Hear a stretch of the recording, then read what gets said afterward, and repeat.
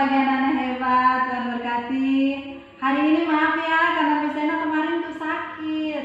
Jadi hari ini juga Miss Ena datang ke sekolah juga masih badan kurang enak. Tapi Miss Ena berusaha untuk mengirim video-video pembelajaran. Jadi ketika Miss Ena kirim, anak-anak jangan lupa nonton ya, anak hebat. Oke, hari ini pembelajaran anak-anak sudah masuk di tema D, 2D. Yang kemarin tema C sudah selesai ya. Pembelajaran sudah selesai, jadi sekarang kita sudah masuk di tema D. Tema D ini temanya tentang hidup bersih dan sehat. Ya, kita akan lihat pembelajaran pertama kaitan dengan hidup bersih dan sehat di rumah. Ya, jadi biarlah hidup bersih itu jadi kebiasaan ya, bukan cuma anak-anak di rumah, mis di sekolah. Semua orang itu jadi kebiasaan ya, gaya hidup, suka hidup bersih ya. Jadi hidup bersih diawali itu pertama itu dari rumah. Jadi dari rumah saja kalau bersih otomatis di sekolah juga bersih. Bukan cuma di sekolah saja, kalian keluar juga pasti tahu menjaga kebersihan ya. Kita lihat di halaman 4. Halaman 4 di sini ada bacaan bagaimana menjaga kebersihan rumah. Ya, jadi yang di atas bagian atas ini gambar di samping adalah rumah Bion. Rumah Bion ini kelihatannya tampak sehat ya, karena kalian lihat di gambar ya, tidak ada sampah di halaman ya. Ada pohon-pohon, ada bunga ya, ada taman juga. Jadi kelihatannya bagus, kelihatannya indah karena bersih.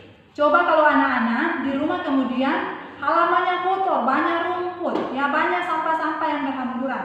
Pasti kelihatannya tidak bagus. Jangan anak-anak saja yang lihat tidak bagus, orang juga lihat, oh kok kenapa rumahnya kotor sekali ya.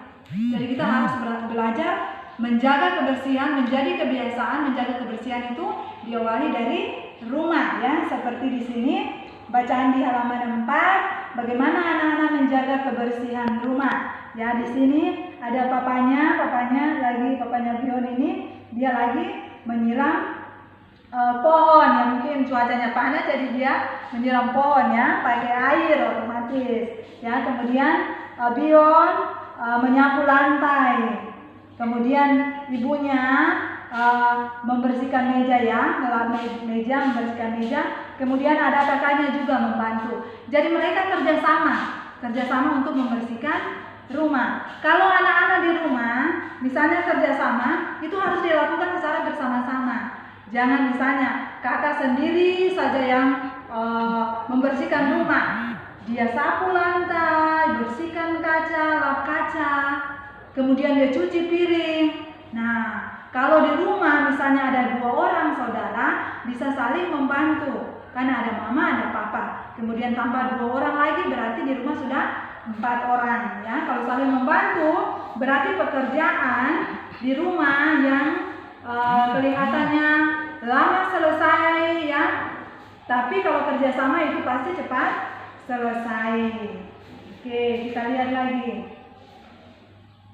Nah, di halaman 6 di sini setelah anak-anak kerja bakti di sekolah saja, ketika anak-anak kerja bakti selesai kerja bakti itu harus cuci tangan, apalagi di rumah.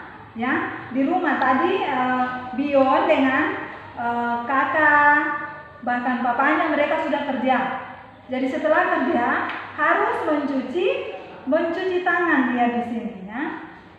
Apakah anak-anak setelah kerja mencuci tangan atau setelah memegang sesuatu kalian cuci tangan enggak? Ya, harus tangannya dicuci biar bersih. Karena kalau pegang sampah, setelah pegang sampah kemudian makan, langsung sentuh makanan ya, pasti ada kuman-kuman yang bisa hinggap di kuku atau di jari. Jadi ketika pegang, makan, taruh di mulut ya, itu berarti sekalian dengan kuman ikut masuk ke dalam, dan itu bisa menyebabkan anak-anak sakit perut. Nah, di halaman 7 di sini Bion dia cuci tangan. Otomatis kalau anak-anak cuci tangan di rumah pakai apa? Ya, pakai sabun. Ya, kalau sekarang pada saat corona kalian jalan tidak mungkin bawa sabun, palingan bawa hand sanitizer atau yang lainnya. Kemudian bawa tisu supaya setelah mencuci tangan bisa lap. Nah, di sini di halaman 7, nah di sini Bio mencuci tangan dengan sabun, ya. Sabun, anak-anak lihat sini, ini gambar sabunnya. Kemasan sabun dia mempunyai 6 sisi. Ya, lihat di sini, bisa kan jelaskan ya. Maaf karena Miss punya kaki juga sakit, jadi Miss berdiri pelan-pelan, kemudian anak-anak bisa lihat ya. Ketika Miss jelaskan.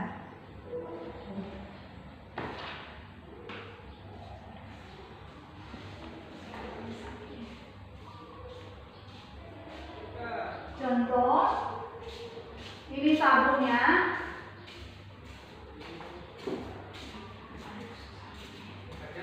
Ini sabun, dia mempunyai 6 sisi. Jadi ini sisi pertama, 2, 3, 4. Kemudian ada atas, ada bawahnya. Jadi ada 6 sisi. Sabun ini dia berbentuk bangun datar segi 4 ya. Segi 4, 1, 2, 3, 4. Jadi sabun tadi dia berbentuk segi 4.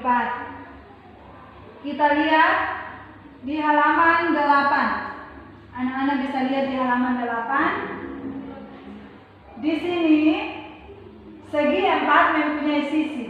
Sisi adalah ruas garis.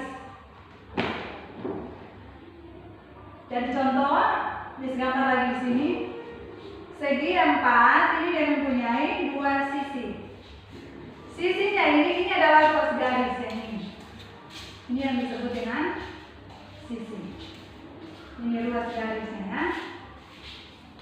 Ini, kemudian ini yang disebut dengan sisi. Bangun datar itu ada bermacam-macam. Bangun datar itu ada bermacam bangun datar. Anak-anak bisa lihat di sini gambar yang seperti ini. Ini namanya segitiga siku-siku. Kemudian yang gambarnya di bawah ini namanya segitiga sama kaki. Kemudian ada gambar di bawah lagi seperti ini. Ini nama bangun datarnya adalah trapesium.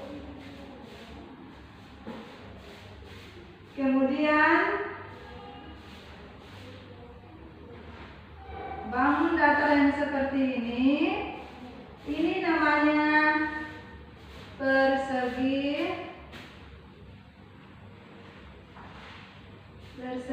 panjang. Kemudian yang terakhir bawah adalah lingkaran. Jadi ini ada beberapa bentuk bangun datar ya. Gambar seperti ini namanya segitiga siku-siku. Kemudian di bawah segitiga sama kaki, karena disebut segitiga sama kaki, ukuran yang ini sama besar. Kemudian ada trapesium. Anak-anak lihat gambarnya trapesium seperti ini. Kemudian bawahnya lagi persegi panjang, otomatis sisi atas, samping, kiri dan sisi bawahnya panjang. Kemudian ada lingkaran bulat ya. Itu merupakan bangun datar. Kita lihat lagi di sini.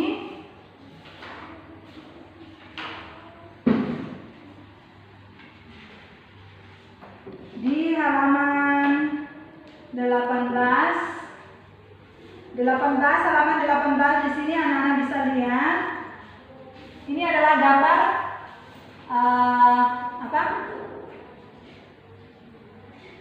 busa ya. Biasanya kalau di rumah kalau mama cuci piring itu ada busa, bukan seperti kain ya.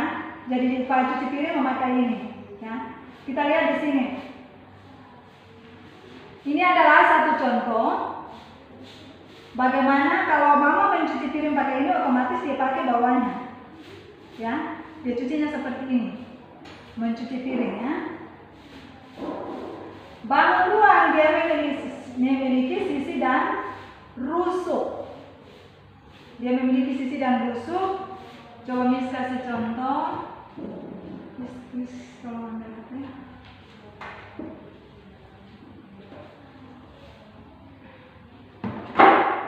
Miss kasih contoh ya. Misalnya ini adalah busa. Kemudian mama mencuci piring, dia gosoknya seperti ini. Kalian lihat, ini ada sisi-sisinya. Ini yang disebut dengan sisi. Ini juga samping. Ini yang disebut dengan sisi. Ya, disentuhkan seperti busa ya, tapi ini HP, tapi anak-anak pasti bisa tahan. Jadi bagian ini yang disebut dengan sisi. Kemudian ada rusuk-rusuknya di sini, ya. Ada rusuk-rusuknya di sini, bagian sini. Jadi ketika anak-anak memahami tentang bentuk-bentuk dari bangun datar, ya, anak-anak lihat tadi di halaman 9, ini merupakan contoh bangun datar ya. Ini sebenarnya anak-anak kerjakan, cuma misalnya langsung jelaskan. Ya di halaman 8 di sini ini persegi. Persegi dia beda dengan persegi panjang ya. Jadi anak-anak lihat, kalau persegi dia seperti ini. Ini yang namanya persegi. Tapi kalau persegi panjang, kalau persegi dia agak besar sedikit ya. Persegi, kalau persegi panjang dia panjang begini. Jadi anak-anak bisa bedakan ya.